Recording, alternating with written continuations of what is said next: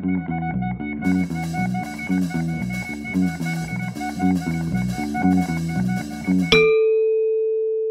everybody, and welcome to the 2012 End of the Year Handful of Minutes podcast. We haven't done this one since the last time.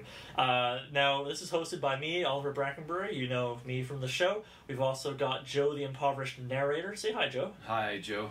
Yeah, that's a good one. Anyways, we're friends. And in your right ear, if you're listening to this on headphones, you'll also have the involuntary handful mascot, Sean McLean. Schwan couldn't make it this year, but we wish him well. Yeah, Schwan, we hope you're doing really good on, what is it, like the 30th production of Schwan Lake? No, yeah, I know. He's up for a few awards or whatever. I don't want to talk about it. I think they're touring. Last I heard, he was in Borneo. Nice. Yeah.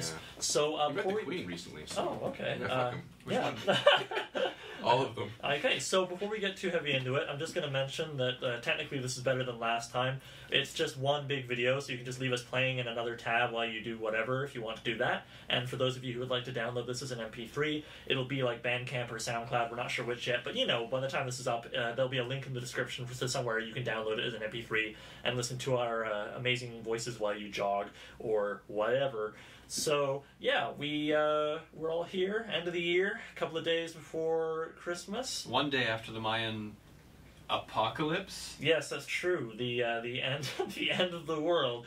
I think a lot of people have mined that territory. I'm not sure we can add to it, but I will say that territory. They've mined that territory. A little too heavily. Slide whistle. We'll put that in editing. And Get it in post. We'll get it in post. Apocalypse. And I think the real end of anything that we need to be concerned with, fellas, based on what I've witnessed in 2012, it's the end of men. I've heard say that as a species, men are endangered. It's true. We are separate from women as a species. Not only women, but part of the problem. But real men. There's been a lot of fake ass men going around here. We've been feminized. That's one thing, right? Is that the problem? Yeah, that's what I've heard. Okay, well, personally, I'm not happy about all these men who've been forced to get transvaginal ultrasounds in Texas and stuff. Yeah. And I gather a lot of men are not earning as much money for the same positions. Right. Getting contraception is a bitch, too. It's really tricky. Remember those men that were called sluts because they wanted to get contraception? What's their name? Sam Fluke. Got a lot of crap from... Rush Limbaugh, wasn't it? Well, not Rush Limbaugh. I think you're masculinizing her name. Oh, shit. I think you're... Sorry, the bit, right. You're masculinizing the bit. 2012 was fucking war on women, I'll tell you. I think that's probably one of the biggest things I noticed about 2012. That was what we were cleverly alluding to, yes. Yes, we were cleverly on the nose. Well, certainly there were a few incidents in which people exposed themselves as being extremely ignorant at the very best about women. Regarding their... Oh, yes, of course, the Republican Rape Brigade being like, yeah, the body just shuts down sperms or something, I don't know. None of those guys got in office. Not one of them who made a comment about rape got That's elected. True, which is encouraging. Just putting that out there. Democrats, for those of you who think voting doesn't matter. Yeah. No, that was pretty nice when the Rape Brigade did not continue to be in power. Highlights of 2012. Rape Brigade... didn't make it in. Have formed a softball team nobody wants to play with to pass the time afterwards. Insist on playing with very phallic bats. Yeah, so... It's weird that I can't go back. Like, I try to remember back to January, and I don't even remember what happened this year. Well, 2012 was really eventful. I think that's fair to say. I mean, I just now remembered, the Olympics. Well, yeah, okay. Oh, right. So there's the Olympics. There's a great many wars.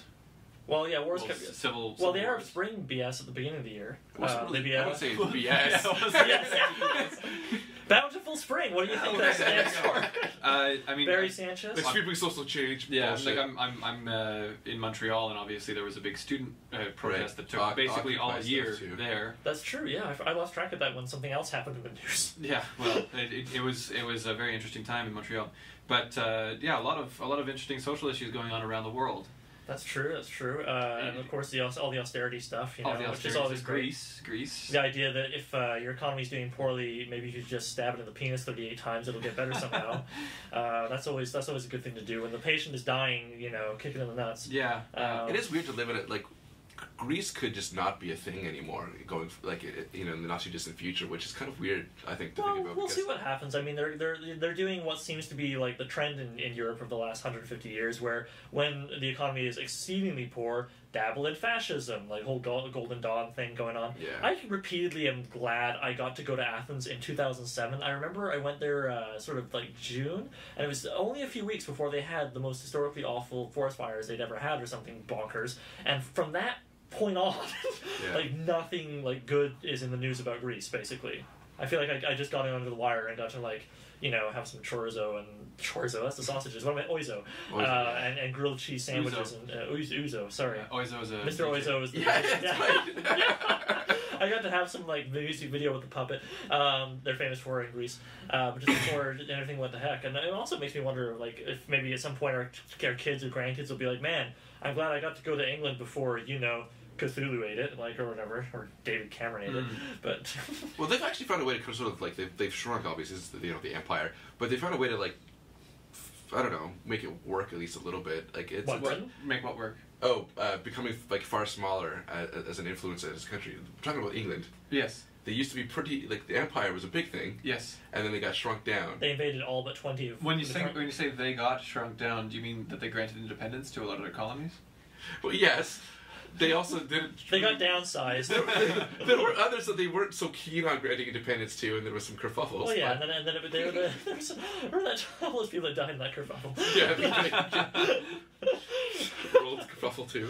Yeah. But Anyway, so there was some conflicts in Europe. I hear they had some troubles. I wish there was. I don't think there was a lot of really awesome weird news. You know what I mean? Like the kind of stuff they slap in at the end of the news hour, be like, oh, there was a surfing squirrel. Or like Bat Boy. Bat Boy, well, I mean, like, I can't, or like, oh, a wacky product in a country full of people who aren't white. IKEA monkey? Whoa, what was I? Okay, that's true, IKEA monkey. For those of you who don't know, it was in Toronto, right? Yeah. Okay, there was an IKEA in Toronto, and there was a monkey in the proximity of that IKEA. And there was a fur coat in proximity of the monkey, and there was a camera in proximity of both the fur coat and the monkey. You're making it sound like there was like a diorama with all these things arranged in a circle. The monkey was wearing the bloody coat, and there was a very funny photo someone grabbed of the monkey just looking like he was waiting for someone to pick him up. Did the monkey put on the coat, or did somebody put the coat on him? Enough. No, we have this is too personal. Joe. Yeah, sorry, Joe. Oh, guys, I'm not comfortable talking about the monkey anymore. Like, we can't see aside this shit. Because the monkey was dead. The monkey was fine, everybody. Don't worry. The monkey was fine. He moved up to a farm upstate. He's fine. He's in the witness relocation program. How do you obtain a monkey like that? Was it a rhesus macaque? Is that something like that? The owner actually has started protesting to get her monkey back. The monkey is, I guess, in like nice care by the state at the moment. And she was charged with some kind of negligence or whatever. And she's like, I'm willing to move my family to another city where it's okay to have pet monkeys because apparently it's not cool to bring your monkey in a coat with no leash to an IKEA in Toronto. Bunch of Amish people or whatever they are. That's her talking. She didn't know how to insult Torontonians. By the way, for those of you who are listening internationally, which I know is a lot of you from our analytics, Toronto is a city in Canada that is not the capital of Canada, but sometimes people think it is for some reason. I guess because it's bigger and more exciting than Ottawa. Ottawa is the capital of Canada.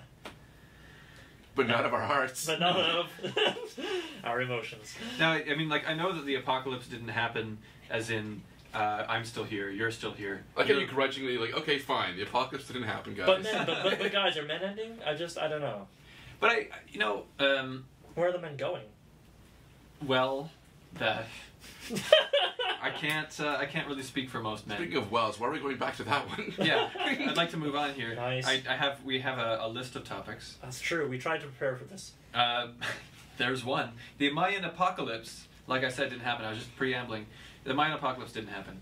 But I feel like, perhaps this is just something people say every generation, but that we're closer than ever to an actual real apocalypse.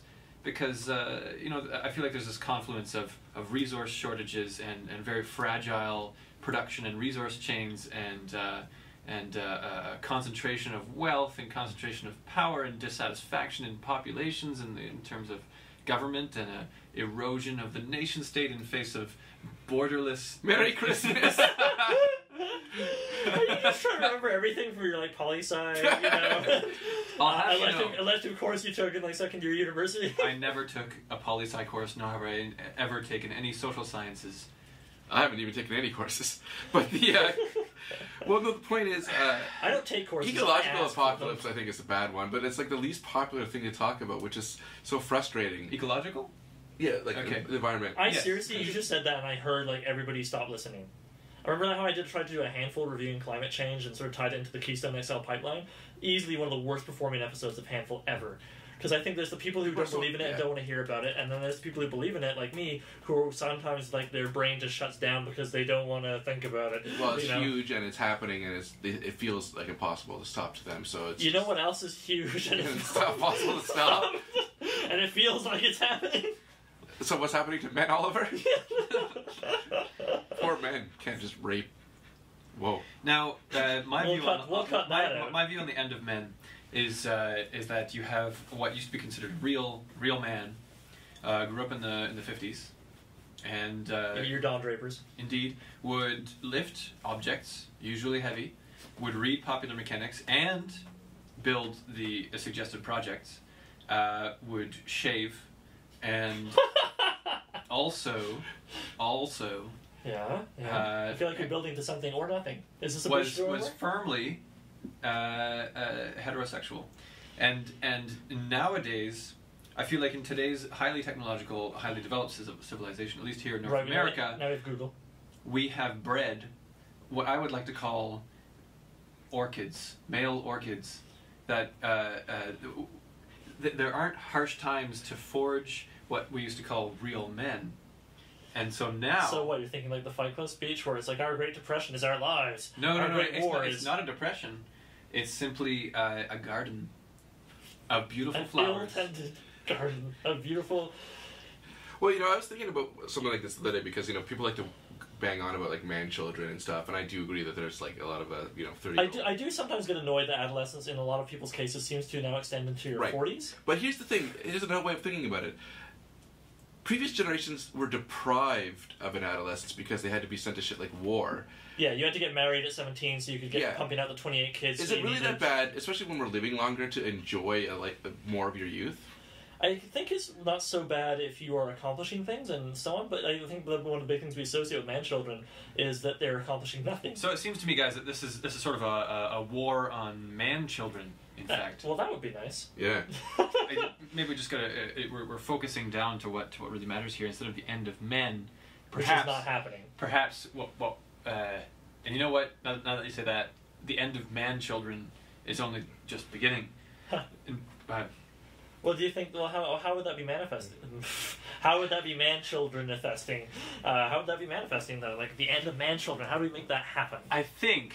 That with the, as mentioned previously, the delicate resource chain and manufacturing chain, all the exploitation going on in the world, the fact that shit's going to hit the fan with all this mine apocalypse and then 2013. Oh, I see what you're saying. We won't have the resources to support a whole bunch of man-children. Exactly. Because they'll either die or be conscripted in the salt mines to make societies semi-post-apocalyptic, Yeah. Exactly, and coming back to Greece briefly, I remember reading not too long before shit hit fan there that Greece had the highest average age of leaving the family home but that wasn't related to them not being able to afford it, because a lot of people who was definitely because a lot of people who are totally not man children or woman children for that matter. Are coming back to home immediately after university or staying there, and because they can't get work, right? And I suppose adding to that is, at least in North America and elsewhere, is this desire to get rid of old people, so you don't want to live with them, right? Yeah. And that's something that people had to live with in the past, and some cultures still do. That perhaps is going to come back. Which would perhaps increase the number of man children. Damn. That's kind of reflect poorly on us, though, with the whole, just packing away our elderly in their little homes. Pretty much nobody else does. Well, but that might change because my father, just to make a more personal point here, asked me the other day that if he got old... If I play my cards right. That he would like me to put him on an ice flow. Yeah. See, what I want to do, and this, I think my biggest motivator, especially like I personally have no desire to have kids, and marriage would be nice, but you know, no desire to have kids, and that's just not my thing. No poo on anybody who does. So my feeling, where does my urge to take care of human beings seem to go? Well, me, I really want to earn good money, not to buy a golden car, not to take care of kids, but to take care of my parents in their old age. I think about that a lot, you know? It sounds like false modesty, but it's true. Like, I always had these, like, fantasies for years where I'd be like, I have all this money, and it's because I'm putting up my parents instead of putting them in a home. And I'm like, you know... Yeah, like, most of my money fantasies, like, of course I have some stuff about, like, I have a nice home, although, like, you know, whatever. I would buy all those movies I wanted. Yeah, but mostly, like, I found my money fantasies facilitate between... I would support my artist friends so they could do stuff, or like now my buddy Victor, I would buy him a brewery in Hamilton, or buy him the equipment and everything for brewery. And I sort of go between that, and I go between like making my friends' dreams happen basically, and taking care of my parents. And I have these little fantasies quietly, and then I realize I'm a better person for having fantasies. Never mind my actions. Yeah, that's a Louis C.K. Like I know.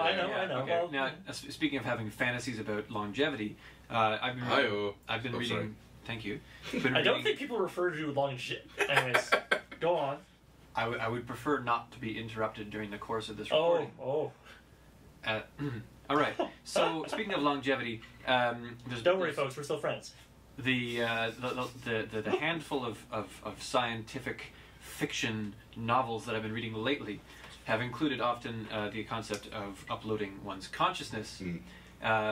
And while I don't think that that's an imminent discovery, I wonder whether this is a thing. Well, for starters, you're making a copy of yourself. There's no getting around it. You're making a copy, so you're not immortal. You're making a theoretically immortal copy. Right away, I remember I had a conversation months ago with my friend Jeremy about this actually, and I immediately thought about compression.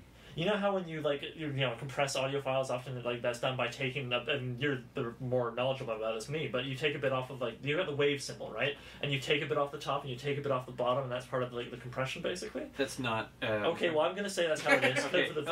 But imagine doing that for a human mind. Well, and it's like, well, he's a simpler version of Joe. And I'd like to just elaborate on that and perhaps correct. Imagine if my premise is incorrect. But I think that. You're onto something, because in actual fact, like the realities of compression, I can phrase it in a way that's even more amusing.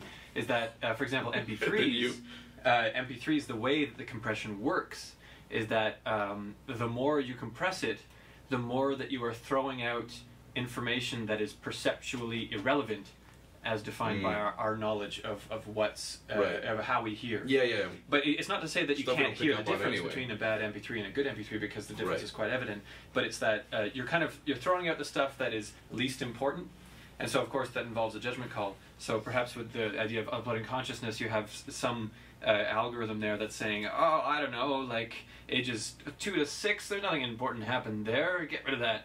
Also your speech impediment, no problem, and never mind how all these things shape you as a person, right? Exactly. That's what like humans do. Like when we reproduce, we're just making imperfect copies of genetic code, and that's why you get mutations, which is how you get evolution. Yeah, which is why also like your parents sound better on headphones than you do, because sorry, go on. I don't understand. I was talking about copies. Human copulation. Imperfect copulation? Well, I think that's the name of my... That's my sexual technique, but... Yeah. That's I do things imperfectly. No, but that's like basically the whole theory with... well, it's not a theory, I mean, it's a theory in science. Yeah, I know. The way theories actually work it's the way basically people fact. think theories are. Is that, you know, when people reproduce, like, it's the same thing with animals, too, because they're actually usually producing things that are much more similar to what they were. That's why, like, you know, cats and dogs all look, you know, roughly the same. Humans get all over the place because there's lots of... But the point is that the actual genetic code is always a little bit different each time. Yeah? Like we do photocopies, and it's not exactly the same. Well, no. It's 2 different pieces of paper. And that's how you get mutations, which causes adaptation, which causes evolution. Mm-hmm. So you just learn something, even if you already knew it. I don't understand what that has to do with anything that we're talking about right now. Well, we were talking about imperfect copying of human brains. The whole consciousness uploading thing. I mean, immediately you think of, like, what if they changed the terms of service on my... You know, like... Like, what if they use like any permutation of me in advertising? You know, these are the things I like to think about. Really, is just like science fiction in terms of grand stuff like time travel and so on is exciting and all that. But I mean, what about all the mundane little weird things that actually have more ramifications than you would ever expect? You know, that's why I really like William Gibson's science fiction of his last few books, because they're all set roughly in the present of when they were written, and even then it's like the technology, like they would like for the very first book, right? Pattern recognition takes place in 2003, and without giving spoilers, a major part of it has to do with videos that are being secretly uploaded to various corners of the web, and then people like having to work very hard to find them and discuss what they might be and so on, right? Web, if you will. And it's one of those things where like if YouTube existed, it would completely change it, right? Yes. And YouTube came along only 3 years later, and there's similar things like that in the books that come afterwards, or actually the book he did before that in 1999, All Tomorrow's Parties.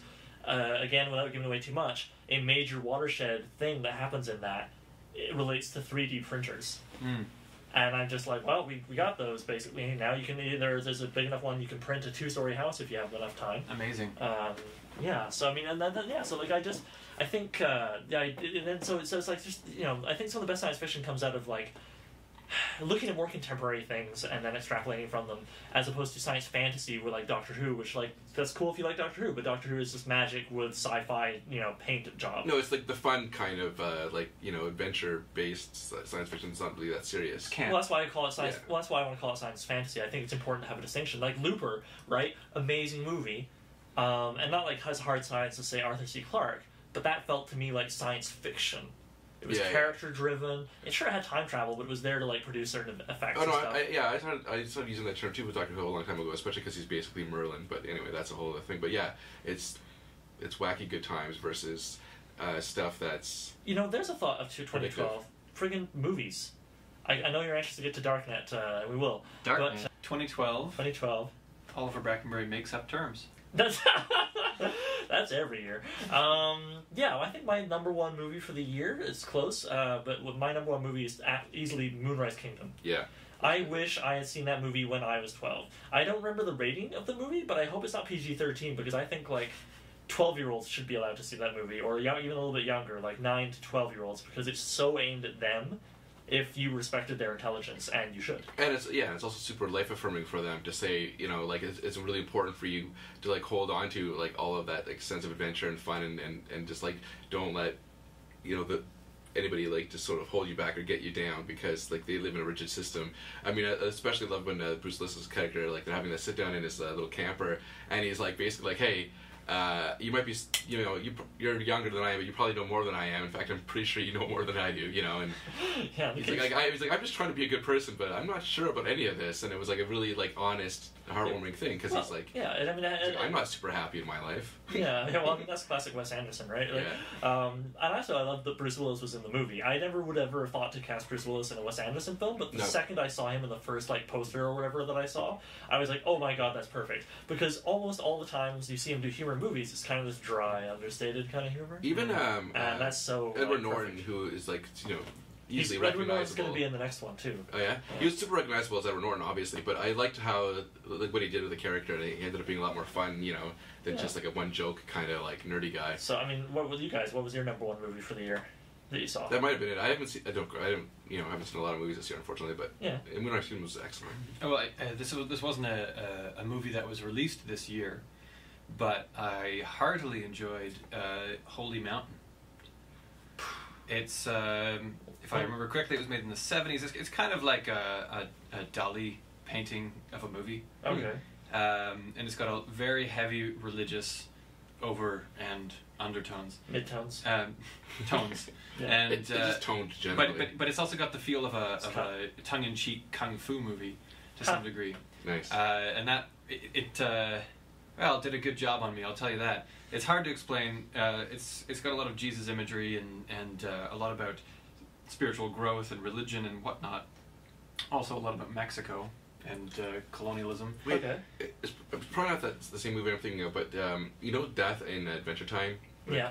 With his big... he was based on a character who was like Death from a movie that was like that. Okay. Was there a character who was like that in the movie who was like Death and he had a hat? Like a sombrero, kind of? Yeah. and like Or just like a wide-rimmed black. Yeah. Yeah. I seem to remember there being wide-rimmed black hats involved, but I don't recall. Yeah, I don't know, because I think Holy Mountain was... It's because there was a bunch of kind of demigods who had like certain persona, Right. And there was like a death, and there was a famine, there was a Because I think the cover of the poster of it had like people like... Guys, I feel like we're losing ratings. Well, Shit. we're running out of disk space on this particular disc anyway. Oh yes, we're so recording on 3 half-hour discs. Yes. So, let's okay, three. well, Two. or however many. So when we come back, we're going to be talking about movies you might have seen. And that's all coming up after the break. Okay, so just before the break, we started to talk about hats of a dude in a movie nobody saw except maybe Joe. And the guy who does it, one of the people on Adventure Time. Yes, that's true. Adventure Time. You guys recognize Adventure Time. So I'm going to try and bring this back to more of a popular appeal thing by involving social media. A few minutes ago, I threw up on Twitter, tweet at me any questions you might have. We'll try and answer them in the podcast. And the first one I got is not even in the form of a question from little Tommy Burke. Says, everyone wants to feel loved. Thanks, Tom. Thanks, Tom. That was pretty good. Well, we should discuss it. So, do you guys agree? Well, I don't, frankly, no, I think I want to feel loved. I would prefer to. Loved. I'm okay with it. I would prefer to be loved. And I think loved. Tom is describing a really cold, shitty like scenario where a man feels loved, but nobody cares about I think it. you might be Yeah, reading it's too just much totally into it. abstract. You know, no physical contact whatsoever. Yeah, like people are just like, I love you, and then they're thinking I hate him. Yeah. Oh, Yeah, but would you actually feel loved? in that nobody case? knows what it's like. Does it matter whether you are or are not loved if you feel loved? Is my feeling of love the same as your interpretation of the color blue? Do androids feel electric love? Does it say do they feel electric sheep? Well, you'll have to ask the electric farmer. Anyway, who chases them away from the sheep with shotguns. Sean doesn't understand how recording works. He shook his face at me, and I communicated his disdain. I didn't need them to know that. I just needed you to know that I'm disappointed in you. Well, speaking about feelings and sharing things, this is a podcast. We should be sharing with our viewers here, I think. I mean, that's the point. They don't just hear abstract hat discussions. They want to hear about... You have to get over a holy mountain. That's the No! point. They want to hear us discussing, Okay, so here's something to discuss. feeling loved over social media. Speaking of social media, Okay. and I talked about this before we started recording, as all your listeners will remember. I wanted to talk a little bit about human and computer interaction, particularly about, and I wish I remember the name of the person, I'll look it up in the break, that wrote an article about interfaces. And even things like Facebook and Tumblr and Nintendo. Twitter and Nintendo. That an interface is political. The person who designs an interface designs a certain mode of interaction, and that, in fact, according to this author, who shall remain unnamed, Put it in the editing, dude. Yeah, so that this author stated that shit. What did the author state exactly? It sounds like the medium is the message. No. It's not the medium. not. It's not the medium. It's the message. If you create a way for people to communicate with each other, and you decide how they communicate, then you decide in a way what is communicated. And not only that, but that the feedback you get from an interface is a life affirming, and it makes you feel like you exist. And so you put something up on Facebook like, my cat just destroyed my chair, look at my cute cat. And if you don't get enough likes, then you totally make a suicide attempt. You don't exist. Yeah. And that fulfilling that desire for affirmment is a tool that you can yeah, I would say almost anyone who is listening right now, and certainly I think everyone in this room has had the experience where you throw a gag up on Twitter or a thing up on Facebook, and you just you should be then afterwards doing some work maybe, but you get oh man, have I got some retweets on that thing? Have I got some likes? And you keep checking back. And I've seriously had days where I've gone to bed, especially when around the presidential debates, and I was just tossing off a lot of jokes at the live tweeting during the things, and then I'd be like, oh my god, my Romney joke from an hour into the debate has already got 76 retweets. Today has been a good day. I have accomplished all kinds of things. And meanwhile, there's pizza moldering under my bed and moldering. Fox moldering. It's Fox moldering under my bed. Solving mysteries. Well, even the 2012 year in review thing that's all the rage on Facebook right now. It's totally based. The algorithm just looks at how many comments you've had, Yeah. how many people have liked it, and then it decides that was important to you. Yeah, Which my is kind of my weird when you think mustache, about it. my mustache that I had for a day in August was plainly like a life-changing event according to Facebook. Yeah. That was the shit, man. I People, guess yeah.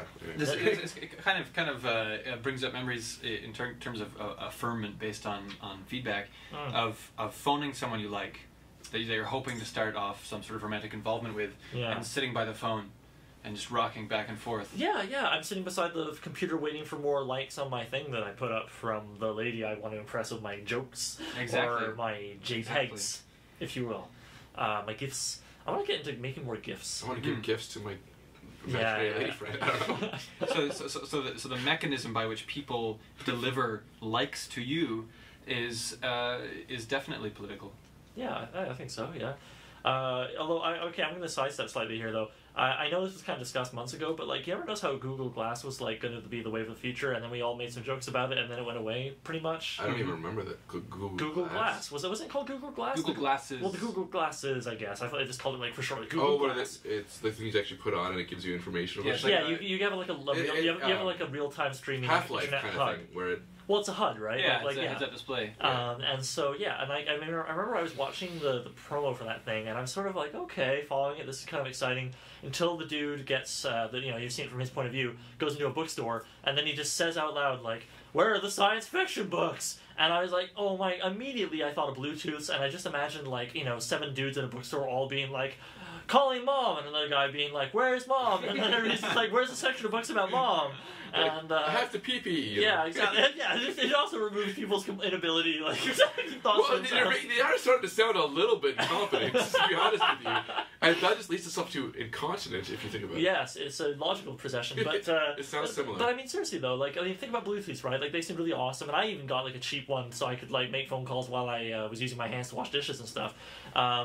But I mean, they very quickly went from, hey, look at the future, to, hey, everybody looks stupid wearing one, and hey, like, all the really boring jokes about, is he a homeless crazy guy or is he on Bluetooth? Yeah. And now, like, who the fuck? Like, I barely ever see Bluetooth anymore, and it's on, like, the 7 dudes I see it on in a year are kind of businessmen doing the same thing we all associate with. Yeah, So Google Glass, right? This comes out, everybody's just going to be like, that's really amazing, or a lot of people, enough to say everybody. Bluetooth And then is super useful as technology, though. Like It is, yeah. It's not, but I don't know. Like, connectivity of devices and things that is handy. yeah, but I mean, but who's using it, right? Like, it's not about what's most useful. Well, I mean, it's standard. I don't. Who do you know who uses Bluetooth? Like me when I wash the dishes. Yeah, but that's not a really logical argument to say if you don't have anecdotal evidence. No, I know, but we are talking about like widespread adoption, so I think it's fair to be like, do you know anybody? Well, do you know anybody? Here's a small example, but my friend. Speaking of widespread adoption, sorry, never mind, go on. My friend just got a car, a Ford Focus, and it has in it, as I imagine a lot of new cars have,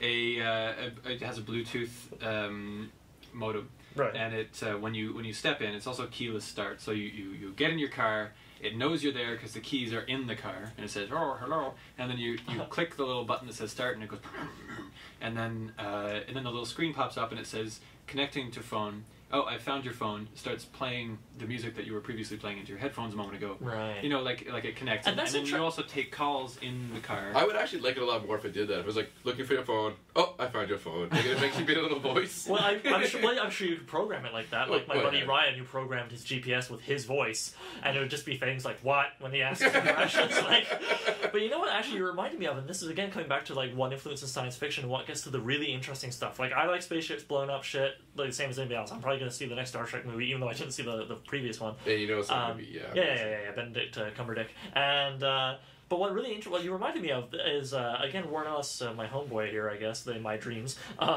linked to, he was saying about how he finds some of the most interesting science fiction ideas not actually in science fiction, but in these little short films that are made by design firms to try and predict where design is going to go. And also, like, the most interesting stuff is not just like, hey, maybe we'll have these gadgets, but like, hey, how are these gadgets going to like screw up or have design flaws? And there's a few things in this video that just follows a woman going about her day in what looks like modern day Portland, except for some very minor things that they chuck in purely to do with the devices. They don't have anything else. And my favorite thing, things that had to do with her car. She comes up to her car and she just puts her hand like on the windshield, the window of the driver's side door to like read her hand to get in. We all know this effect, right? But what's great is seeing her do it, and then she's like, and like moves it, like swivels her palm a little bit to try and get it in just the right position until finally the door is like opens, and she opens it, you know. And there's a little more of that with the trunk and stuff. And then she gets into the car, sits down, and she just looks at the rearview mirror as a facial recognition thing. And you know how when you have a camera with facial recognition stuff on the screen, you have that sort of like incomplete, like just the corners of a square that float around a dude's face to try and focus. You see that on the windshield mirror floating around her face, and it's failing to lock. And then she's like, ugh. So she looks. She looks down, gets some makeup out of her purse, looks up at the other like makeup mirror. For some reason, she has the two mirrors, I guess. Puts on makeup, and the inferences, she puts on makeup like when she first set up the system.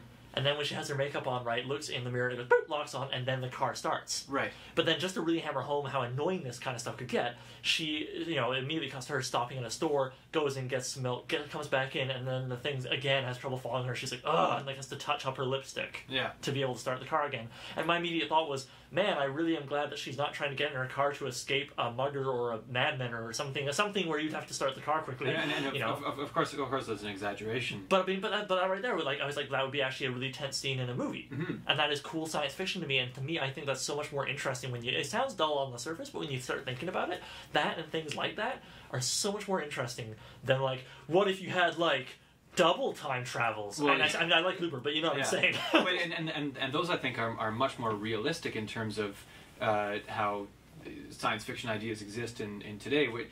You know, I look around, I interact with the world around me. I'm glad you still do that. I exist. You gave that up for a year, and it was really sad. I shriveled up into a small jelly-like substance, but I'm glad that I'm firm again. And these things. I mean, I work with sensors a lot. I work with hardware, and it's what is your job, Joe? Maybe you should let people know for context. All right, you work with sensors and hardware. I mean, it's a job is maybe a strong term. Okay, I have a part-time job as a lab technician in a psychology lab that scans people's brain while they learn musical tasks. Right. But I do research on my own into new types of instruments, specifically into trumpets, because I'm a trumpet player. Onto which you add electronics, and that might seem pretty straightforward. You just put some knobs. If you made a trumpet that had a Twitter feed, would it be called a trumpet? You could call it that. Just shoot me. If you ever go to academia, you'll find that people love to make really cheesy acronyms for everything. But that like when you're involved in trying to make like new technology, and trying to increase the richness of interaction between yourself and a computer, that you just basically encounter all these super mundane problems, like what you're talking about. Please stop horsing around, guys. Oh my god. Serious. Oh my god. Such as this problem you're describing with the facial recognition, right? Yeah. And these are realistic problems that lead to real...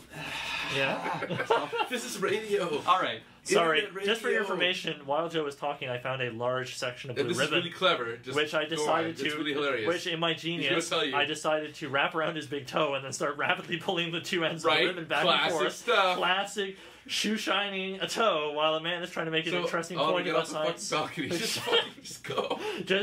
I'll just go back to my home. Hear about the... I will walk off the platform and... anyways. So Joe was saying... I should make a very quick conclusion here. Please make that conclusion. That in a lot of ways we're living in the future. Yeah. We're living in a science fiction reality. Yeah. As I'm sure you know, I'm looking at Oliver when I say you know, William Gibson inferred when he's talking about why he writes in the present time instead of trying to be in like 2050. Yeah. That there are these like extremely realistic and pretty mundane problems with our very high technology that while we have a lot of potential to have a very cool science fiction-y interactions with stuff, a lot of the time it's just pretty mundane. Yeah, and it can still be kind of funny. This reminds me of a conversation I had over Twitter with one of the many Toms I know about how just something as simple as something as simple. I know so many Toms. Don't fucking. Like Joe, for those of you who are not in the room with us, Joe is putting his hand reassuringly on Sean's shoulder, letting him know that the time will come later when he will be able to knock me down a peg for my constant bragging about Toms. I know I got 99 problems and they're all named Tom. Anyways. So the point is, I was talking to a Tom on Twitter, and he was talking about how his smartphone had busted, and he felt incomplete. And I was like, yeah, because your Android part is broken. And he's like, yeah. And then my reply to that was about how it's funny how I can't focus. Sean's gonna lose his shit. Sean, just let it out, man. Be healthy. Sean is just losing it. Just let it out, man. Just let it out. Yeah. Yeah. Joe's like, don't horse around, you guys. And then he's throwing a dick with eyeballs on a piece of paper. It's got a happy face. Yeah, well, and you'll notice that all it takes with a pen and paper and a drawing of a dick with eyeballs, that's so this is so much, man, you don't need a smartphone for this. And apparently my name is coming out at the end of the genital, along with, well, I know what is supposed to be a diffuse spray, but in fact, due to the way he has rendered it, it looks like 4 long hairs growing out of you. I gotta say, I once had 4 long ingrown hairs in my urethra with my name. What am I supposed to draw? A cloud? I want some steam. There's a sound cloud. Yeah, I'm sorry, dudes and ladies and everything else in between. So I was talking to Tom over Twitter about phones, and my point was simply, I've got to this idea where I related how I was looking at my phone and I was trying to get 3G on it, you know what I mean? Like the internet connection element of the phone was kind of being crappy and blinking out. And my first reflex was to kind of you know how you turn the phone sideways to get full screen video. In a way, that sort of I think I'd done that and other similar physical things to make the phone do shit. It influenced me, so I was looking at it, and for a second, my brain was I don't know, turn it to the side at 45 degrees and blink hard at it. That'll make the internet kick in. And it's just for a second. I mean, I wasn't trying it for an hour. Yeah. But it was neat how it's not even just about engage it intellectually, press that button, do this command, solve this problem. My body was like, yeah, well, how can we get this, solve this internet problem using just the nervous system of the person interacting with the phone. Well, I mentioned before, but you were talking about, whatever. But I don't know. For me, the thing that really just, I can't, people, like I said, I've mentioned it before in the world, but it's on TNG, the Next Generation. What is TNG? The Next Generation. Star Trek. Thank you. For you kids at home who don't know Star Trek, they have basically iPads. You know what I mean? Yeah, they never called them with, tablets, but yeah, now we have. Yeah. When that shit came out, I was like, okay, that's really cool, and that happens all the time, where science fiction actually sort of either predicts or even influences where technology is going, because Star Trek nerds made the iPad, right? Yeah, the people who are working on the technology, the original Star Trek had the flip phone, cell phone, and that was the 60s. And I can't wait until car manufacturers who grew up on the Road Warrior make an 18-wheeler with a cattle plow. If we're going to even have cars. If we're even going to have Road Warriors. Now, what interests me about this stuff is you have these technological developments, and you have design houses that have these amazing R&D departments come up with incredible ideas, but when it actually makes it to market, you encounter all these issues. And with 3D movies, right? These things, I don't know about you, but I saw I don't know about you, but I saw The Last Airbender, and it was not what it was advertised as. No, it a misuse of the show was good. The show was good. Was good. The misuse of this 3D technology and the lack of understanding of how we interpret three-dimensional scenes as humans with eye cameras. It's very interesting to me because you have this amazing technology, but then it takes a while to actually understand. And sometimes you need a movie that has that much money behind it and is that bad, because then you need to be like, okay, well, why was it terrible? Getting away from the story and the plot and everything, just the 3D itself was considered bad compared to 3D in other movies. So you have to actually look at, well, what, you know what? What? Go on, look back at the CGI. You gotta grow up, Oliver. No, we're not. By the way, for those of you who have no idea what made Sean lose his train of thought, we have been passing around the notebook, and while some of us have been improving upon the dongs, I have been trying to write down topics to help guide the conversation. I don't know how, I'm a responsible man. That is to I'm listeners. A responsible man. Anyways, who totally. Well, no, but yeah, I saw bits and pieces of it thanks to a friend of mine, but he just sort of like gave me the highlight reel of how terrible that movie was. Are you talking about The Last Airbender? Yeah. Okay. Yeah, but it's like it's interesting because it's like they think like this should be work because like 3D is popular and 3D's awesome. And the CG, even the CGI too, is like just kind of like terrible, and you had to like look at why did it look fake. You know? I mean, there's like a whole science and there is a science to it, and there's an understanding of how our eyes interpret 3D scenes, and how when you do it wrong, it actually hurts you.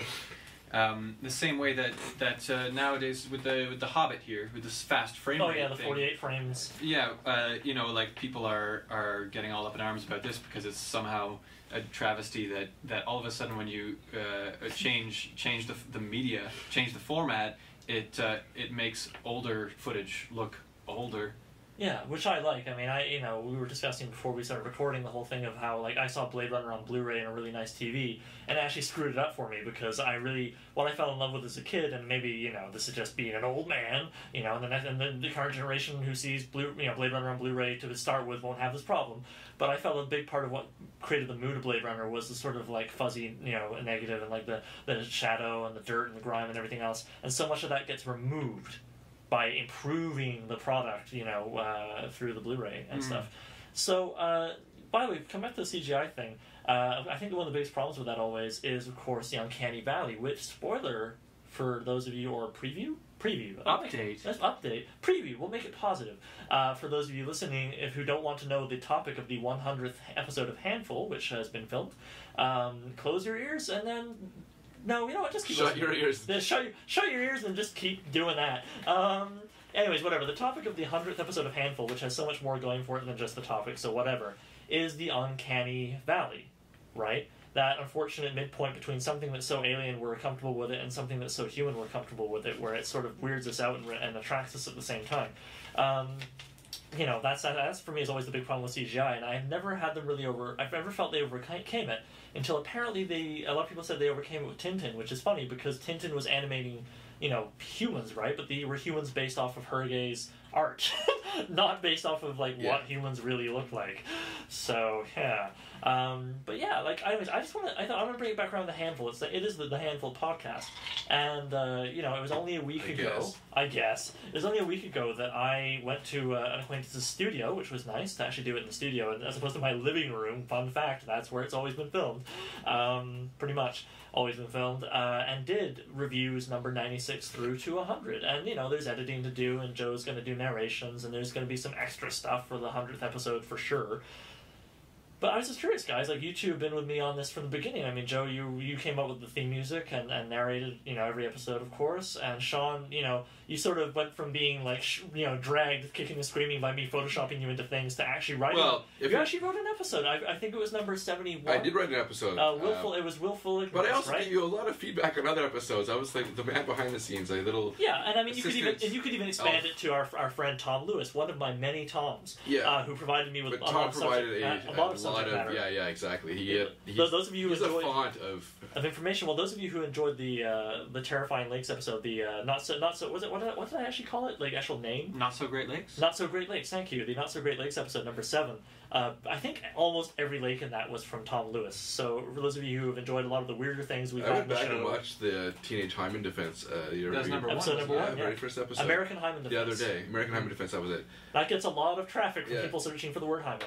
Yeah, it's funny because it's in so many ways it seems rusty because of all the ways you've improved, But the writing is always it's pretty quality the whole way through, and it's just even going back to that, it's oh yeah, that was pretty funny, all this stuff. Yeah, I'm still proud of the writing of the early ones, and I think actually sometimes, I mean, if I may disparage my own work, I think the writing maybe got a little weak-ish further along where the production got better, but I was more focused on making the weekly deadlines, I think. Yeah. And so I was like... You're also experimenting with a lot of stuff too, I'm having a lot of fun with it, But I mean, it's I took such a long break between the last reviews and... Are we actually running out of Are we running out of disc? We're going to have to come back after the break and continue reminiscing, perhaps nostalging, over a handful of minutes. But in the meantime, here's a little musical number to keep you busy. So we're going to talk about some favorite moments here in a handful of minutes. And as the show's leading character, I really, there's a lot to choose from.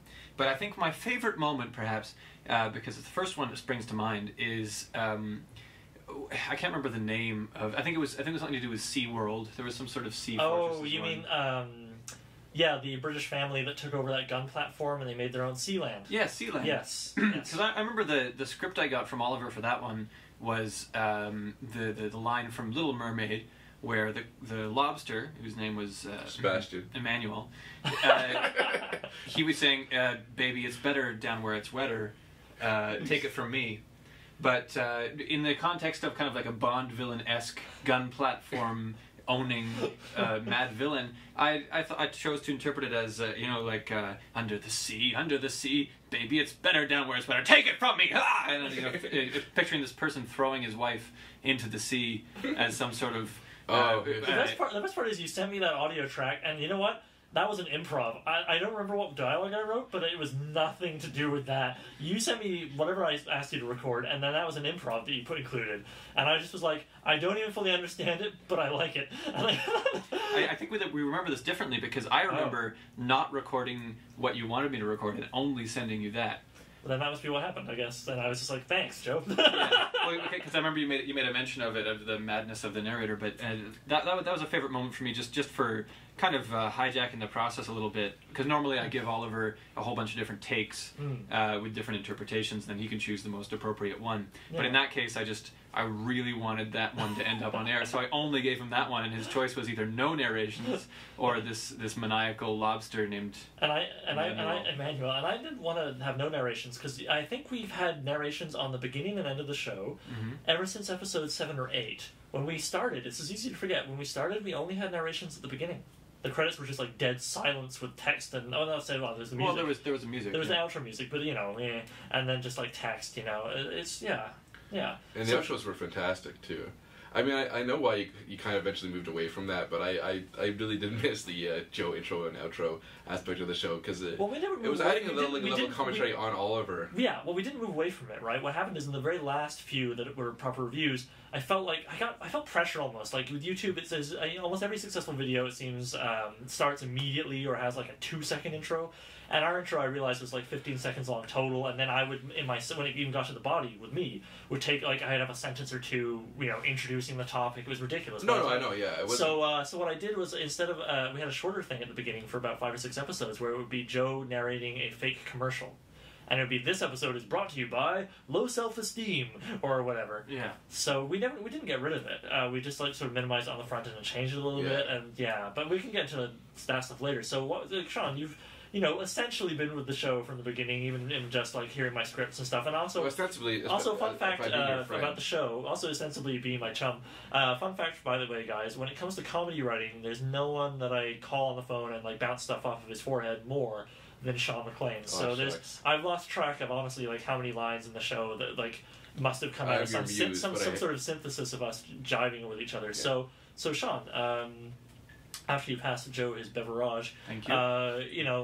Out of all your interactions and stuff with the show or moments, like what would you say gave you a lot of satisfaction? What was really fun as like a participant, not so much like the one that you enjoyed watching? So, yeah, because there's the one I enjoyed watching, to get it out of the way. Although I would probably have to have a list in front of me, because like I can't even. Well, we've done 95, yeah. Yeah, but 7.5 hours. I don't know why, but the improv one I've always loved that. It's something knowing that you're kind of sort of doing it at least a little bit off the cuff. And just sort it was rambling. Totally off the cuff, dude. It's probably because it's like that's the Oliver I know, and you're just kind of talking at the camera and like hoping it fits together, and it kind of just has its own magic. But the stuff I was involved with, well, obviously basically it's I wrote an episode introducing Sean McLean's and then the radio thing, but honestly, the introducing Sean McLean's were extremely delightful. One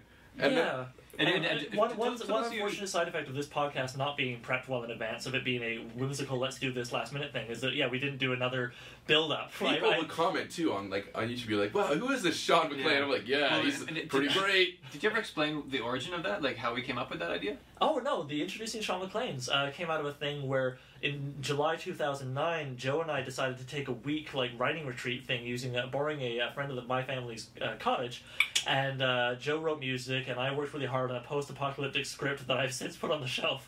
But anyways, and in the evenings we wanted to chill out. We couldn't write for 12 hours straight. And so one thing we did was Joe and I were talking about Mutual of Omaha, and then you'd have a guy being like, and now here comes the graceful gazelle, and just give you facts about it or whatever. And I don't know which one of us started, but one of us was like, and Sean McClane has 5 rows of teeth. Yeah. And next thing you knew, we were just riffing on that and making up facts about Sean McClane. And so then I eventually were like, okay, this is gold. We have to use this somehow.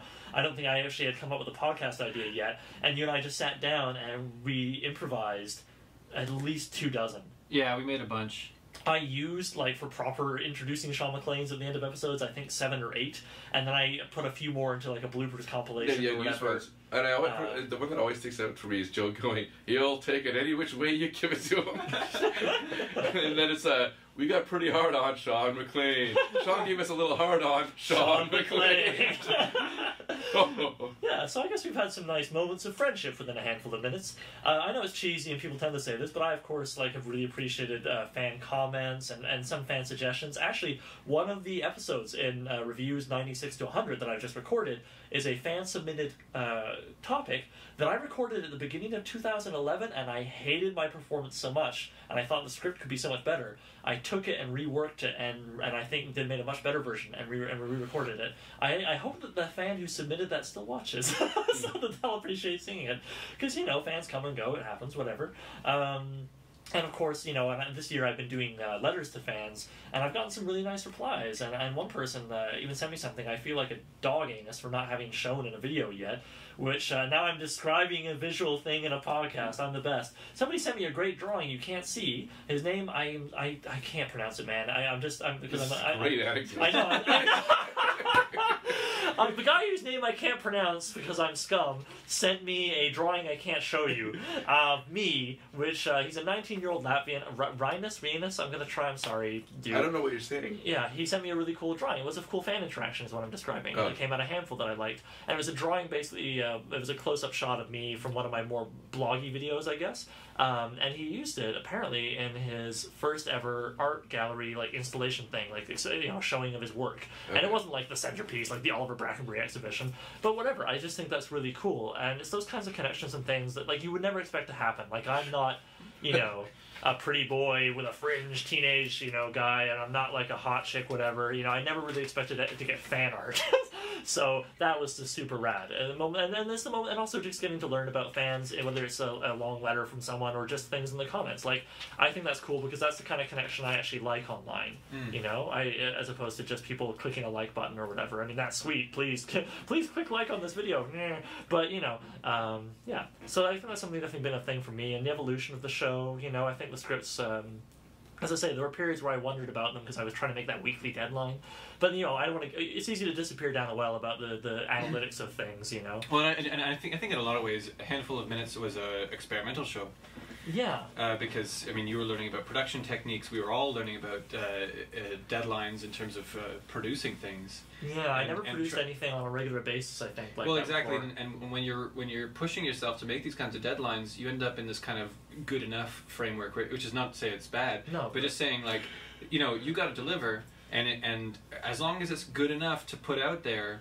Yeah, you start doing this math where you're if I put it up a day late, will the benefit in quality, overshadow the people being annoyed that it didn't go up when it's supposed to go up, kind of thing. Mm-hmm. Not to mention yourself being annoyed at not putting it up. Well, yeah, exactly, and it's hard too, especially because I have never really made money off Handful. The T-shirts broke even, and I have $75 or something sitting in Google AdSense that may be liberated by 2014.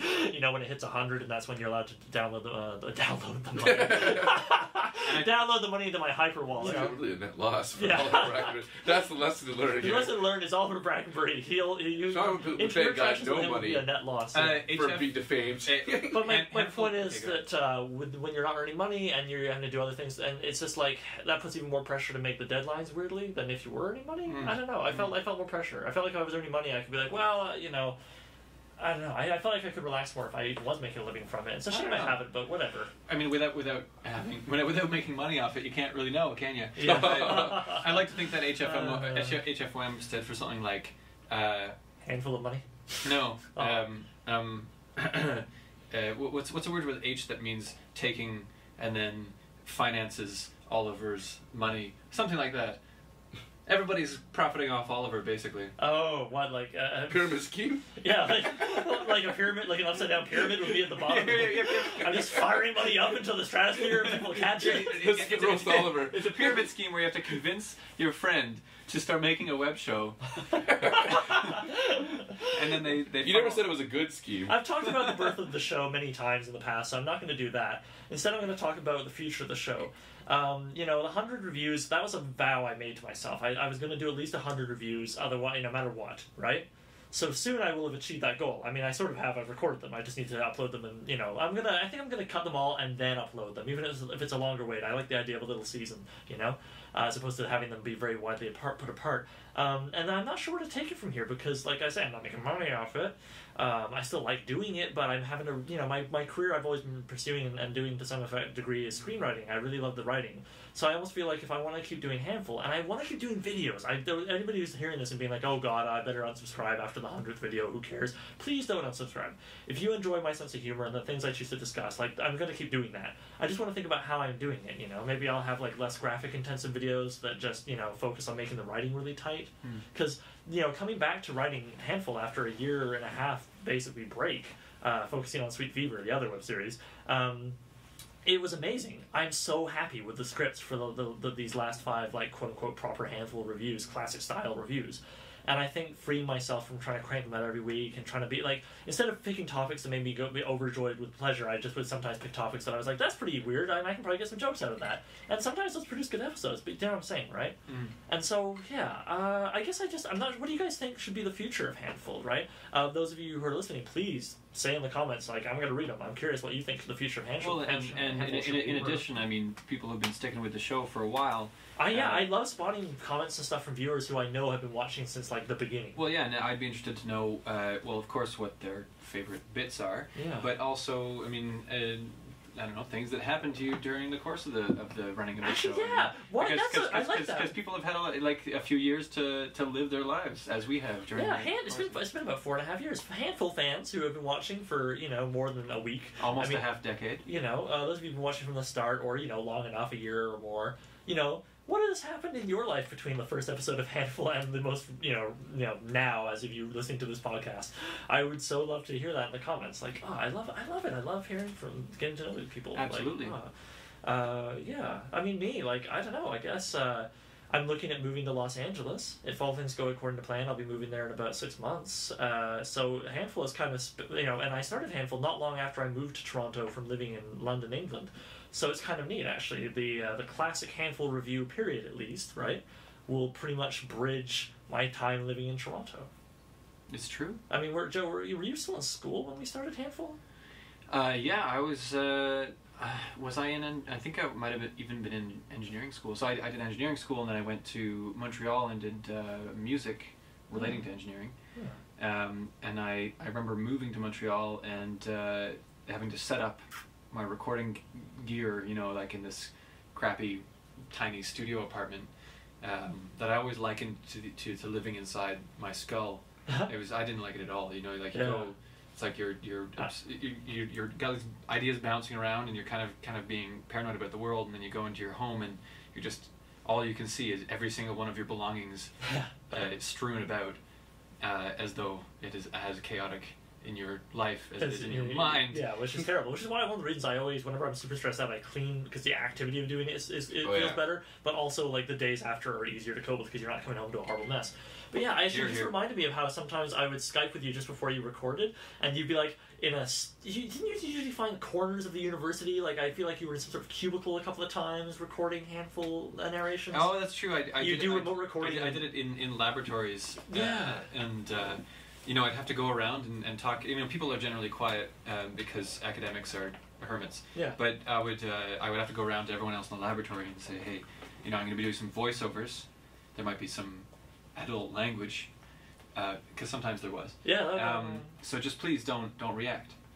That was not a problem because most people worked on their headphones, and if they didn't, they had social. Did you ever did any anecdotes ever come out of that? Like trying to record? No, but sometimes when I finished recording, my lab mates would come up and make comments about it. Oh really? Like what? Like I thought that tape was a good one, or no, not so much that, but just kind of like, oh, that was a very strange thing. What were you exactly recording for? Because you'd be like, an episode about subliminal messages, an episode about urban penguins. Well, exactly. I'm not really one to advertise a lot about what I'm doing, and so I would try to give as little information up front as possible, and so they would just have this very skewed. It's like when you hear one side of a telephone conversation. That's why we didn't get more views. You didn't explain to the guys. It's all my fault, folks. The lack of I thought views. that would make them more intrigued if you make it sound really mysterious, but. It's funny, I see. I don't even want to get into a huge discussion about analytics and stuff like that because it's boring. And frankly, every time I go to a YouTube channel, I want to be entertained. And the guy's like, "I'm going to take this chance to complain about YouTube not promoting my videos enough." Like, whatever. It's been discussed to death.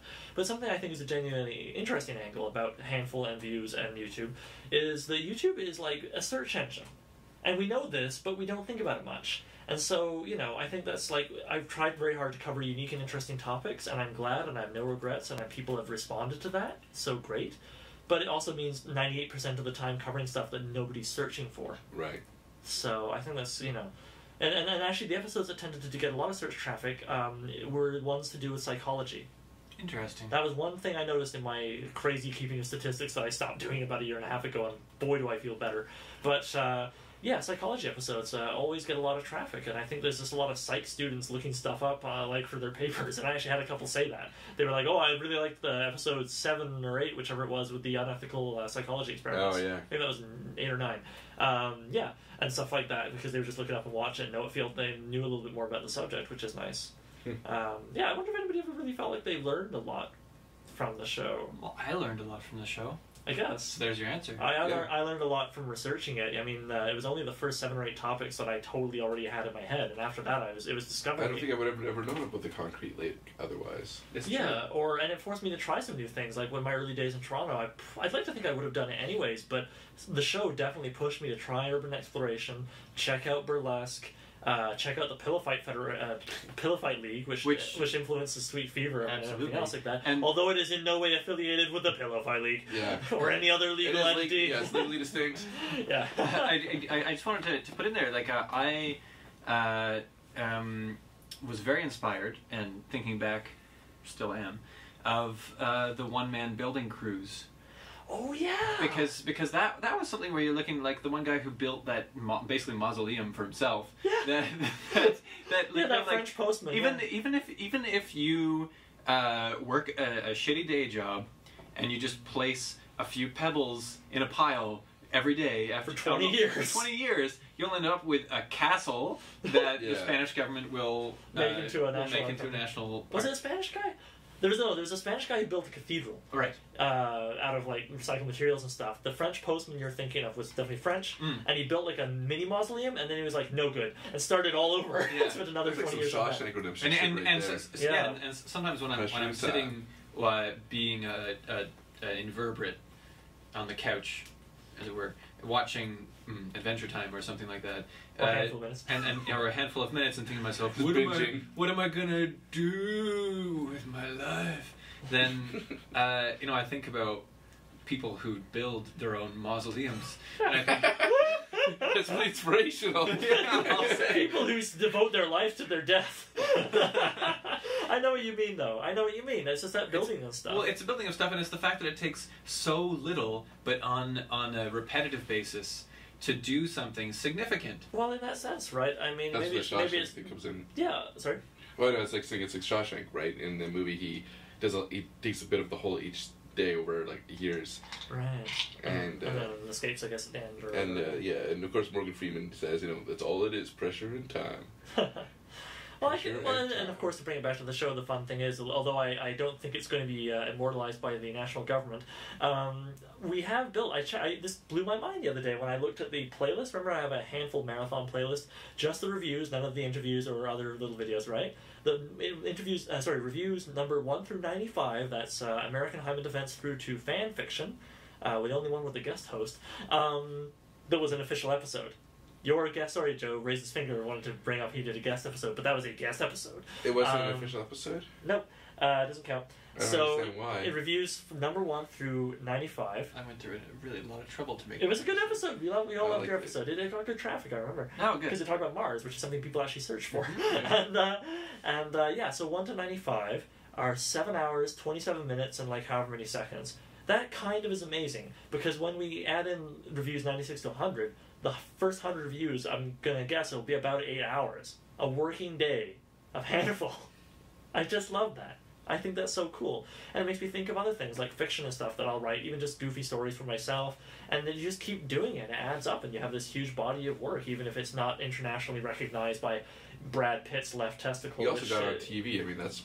That's true, yeah. Oh, Even yeah. if I'm How not did that work I'm not internationally famous or anything, but it's true actually. In Toronto, you will occasionally, if you go across the Rogers Cable Company Public Access Network with the show literally called Public Access, they featured 20 episodes of Handful within their half hour And preview. didn't they, for the preview to that, they featured... They featured, Audio. yeah, a little bit of me and some of your narration.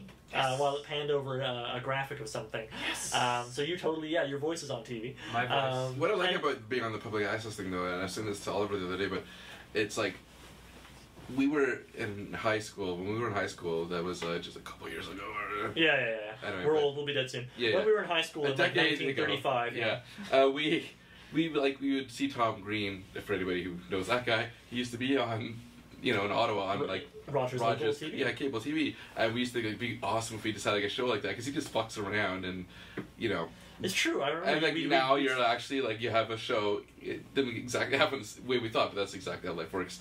And like people will sometimes see you and then recognize you. It's funny. The only person who, aside from one or two friends who caught me on TV by coincidence, like Ryan sent me a screenshot right of his TV when I came on, was is my superintendent for my building. So every time I get my my sink fixed or something else, whatever, he was like, "Hey, TV guy." Yeah, Mr. Bigger Shots. Yeah, he's not even Italian. Hey, Mr. Fuck You Guy! Yeah, exactly, the old Eddie Murphy thing. The fuck you guy. Yeah, like, I don't know what my catchphrase would be. Fuck you, Speaking Eddie. too quickly to be understood, I guess. An experimental show. But yeah, I feel very proud of the 100 episodes, and Joe's making the we're running out of time on the tape thing. So, yeah. Wrap it up. Yeah, he looks like he's trying to do Gangnam Style slowly, silently, and in pain. That's not. Another quick addition to my favorite moments. Again, one of my moments, Go the for it. finest moments of Go the for show, is the get these cats out of my studio, which I don't know if ended up on there. It but did. I heard that when I was rewatching an episode. I don't remember which one because I was just browsing. Yeah, well, it was at a time when I was actually kind of fostering two cats, and they were a continual nuisance in the studio. And it was just as I was recording this, and I was on a roll, and the cats were in there, and I was in the middle of a sentence, and it ended up being and I don't know, it was like something. What I hate is cats, get these cats out of my studio, and it was good. And it was the best one. That's why I used it. I remember your mother liked it a lot. Yes. I like the anymore where Joe kind of petered out, like you're like just kind of rambling, and you're like, oh yeah, like talking about Oliver or something, but like it just gets quieter and quieter, so it just makes it sound like a cantankerous, like homeless, but yet somehow newsy. Okay, so it's really hard because we haven't, of course, rewatched all of them recently. And we have but like 1 minute. Let's wrap this up. We got 1 minute. Name your favorite episode off the top of your head. For me, Lucid Dreaming. I loved the hand-drawn graphics, the Hitler bees, the flying dongs, and all that great stuff. Lucid Dreaming, off the top of my head, my favorite episode so far. That was good too. Oh, I like the guy with the flipper hands who was engraver. You know. You just made that up. No. The guy with no legs and no arms who just had the flipper hands on his shoulders and was an engraver, and he was in the 17th century. No?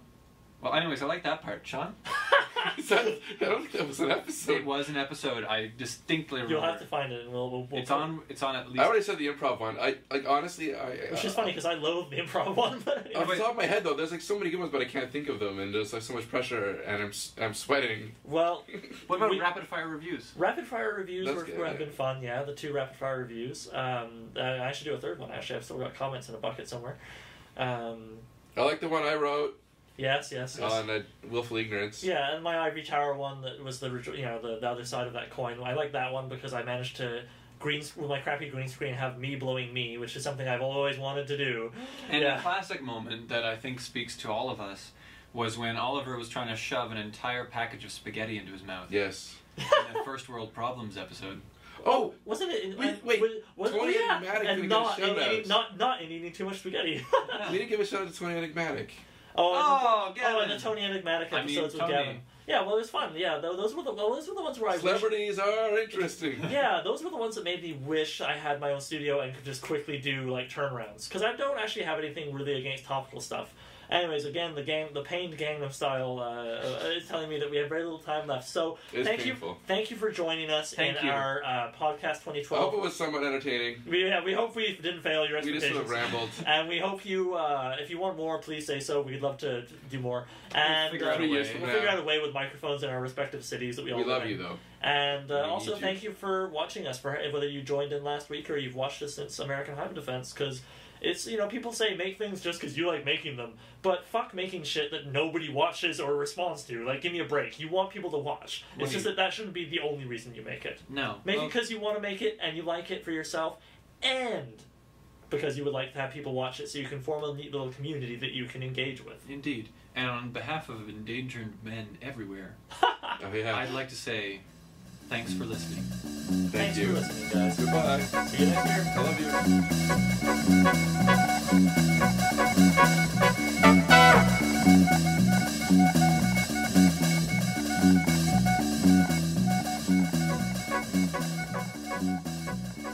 Hey, here's some bonus material because I just noticed 2 questions from fans on Twitter that I didn't see before we stopped recording. From Holly F. She asked, on a scale of cats to cats, how many cats is the ideal amount?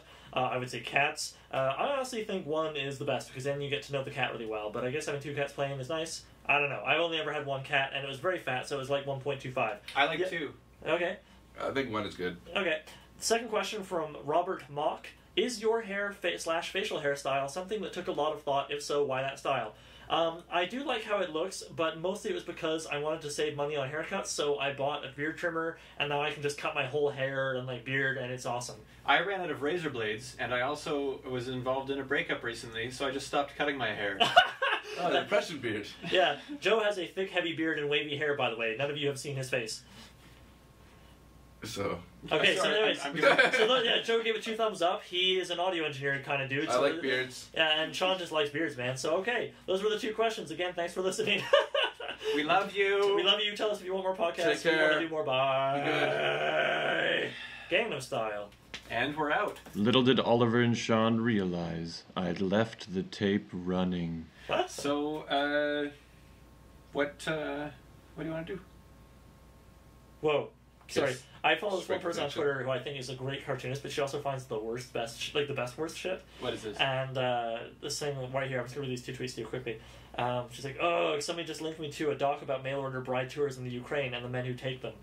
And then one highlight, a South African wife-seeker bragging about how he lies about his whole family dying tragically so the girls will touch him.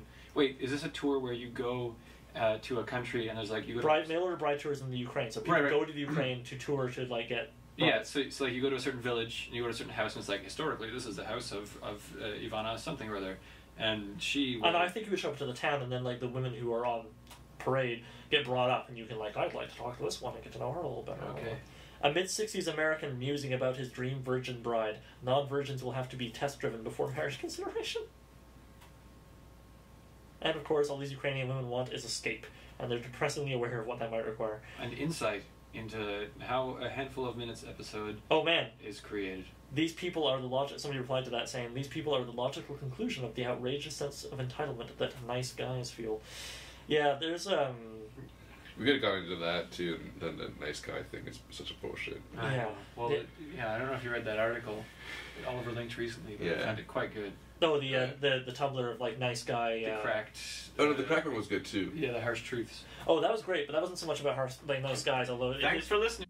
Joe Okay. found out we had 58 seconds left on the disc, so now he's recording that, so you can Oliver hear... has controversial views about the Holocaust. It's true. Why don't you it's- share those views? This can go in the credits, guys. I think people will really find the human aspect Oh shit. of Handful of Minutes. Yeah, Sean McLean is 1/20th Spanish. The 20th is his left testicle. That's a 20th? Yeah, well, Sean's a big testicle guy. Sean is a big testicle. Thanks for listening. Thanks for listening. We're the I kind of want that in the credits. A little bit.